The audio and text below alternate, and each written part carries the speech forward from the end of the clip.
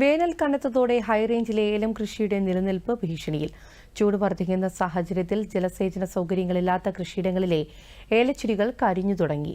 കഴിഞ്ഞ വർഷത്തേതിന് സമാനമായ കൃഷിനാശമുണ്ടാകുമെന്ന ഭീതിയിലാണ് കർഷകർ. തുലാവർഷത്തിന്റെ പിന്മാറ്റവേള മുതൽ പകൽ താപനിലയിൽ അനുഭവപ്പെട്ടു തുടങ്ങിയ വർധന അത്യന്തം രൂക്ഷമായതോടെ ഏലം കൃഷി നാശത്തെ അഭിമുഖീകരിക്കുകയാണ്. ഈ വർഷവും വേനൽച്ചൂട് അധികമായിട്ട് വന്ന ഏലച്ചെടികൾക്കെല്ലാം ഉണക്കേറ്റ് ഇപ്പോൾ ആരംഭിച്ചിരിക്കുകയാണ്. കഴിഞ്ഞ വർഷം ആ വേനലിൽ ഏലച്ചെടികളെല്ലാം ഉണങ്ങി നശിച്ചിരുന്നു. വീണ്ടും അവിടെയെല്ലാം റീപ്ലാന്റ് ചെയ്തൊക്കെ ആൾക്കാർ ഒരു തരത്തിൽ പോകാത്ത ഇടിയൊക്കെ സംരക്ഷിച്ച് കൊണ്ടുവന്നൊരു സമയം. അത് വീണ്ടും ഈ വർഷവും വേനൽച്ചൂടിലേക്ക് വന്നിട്ട് ശക്തമായ വേനലിൽ ഏലമെല്ലാം ഉണങ്ങി കരിഞ്ഞു പോകുന്നൊരവസ്ഥയിലേക്ക് വീണ്ടും വന്നു.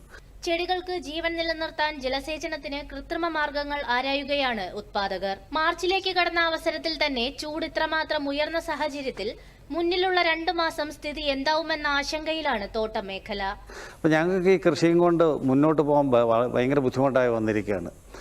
കാരണം ഓരോ വർഷവും പണിത് കയറ്റിക്കൊണ്ടിരുമ്പോൾ വീണ്ടും ഉണക്ക് വന്നിട്ട് ഇതെല്ലാം നശിച്ചു പോകുന്നു. അപ്പോൾ ഒരു തരത്തിലുള്ള കർഷകർക്ക് ജീവിക്കാൻ പറ്റാത്തൊരവസ്ഥയിലേക്ക് മുന്നോട്ടുള്ള ഏലത്തിൻ്റെ കാര്യത്തിലൊക്കെ വലിയൊരു ബുദ്ധിമുട്ടിലാണ് ഇപ്പോൾ കർഷകർ നിൽക്കുന്നത്. കഴിഞ്ഞ സീസണിലെ കനത്ത വേനലിൽ ഏലം മേഖലയ്ക്ക് 113 കോടി രൂപയുടെ വിളനാശമാണ് സംഭവിച്ചതെങ്കിലും സംസ്ഥാന സർക്കാർ സഹായധനമായി പ്രഖ്യാപിച്ചത് 10 കോടി രൂപ മാത്രമാണ്. ഈ വർഷവും വേനൽ കടുക്കുകയാണ്. പല കൃഷിയിടങ്ങളിലും ചൂട് പ്രതിരോധിക്കാൻ ഗ്രീൻ നെറ്റുകൾ തണലിനായി വലിച്ചുകെട്ടിയെങ്കിലും രൂക്ഷമായ ചൂട് ചെടികൾക്ക് താങ്ങാൻ കഴിയുന്നില്ല. ഗ്രീൻ നെറ്റ് വലിച്ചുകെട്ടി ചെടികളെ സംരക്ഷിക്കുന്ന കാഴ്ച ഹൈറേഞ്ചിലെമ്പാടും കാണാൻ കഴിയും. മറ്റ് ജലസേചന സൗകര്യങ്ങളില്ലാത്ത തോട്ടങ്ങളിൽ ഏലച്ചെടികൾ കരിഞ്ഞു തുടങ്ങി.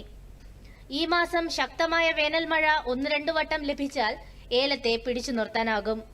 News desk, Doordarshan.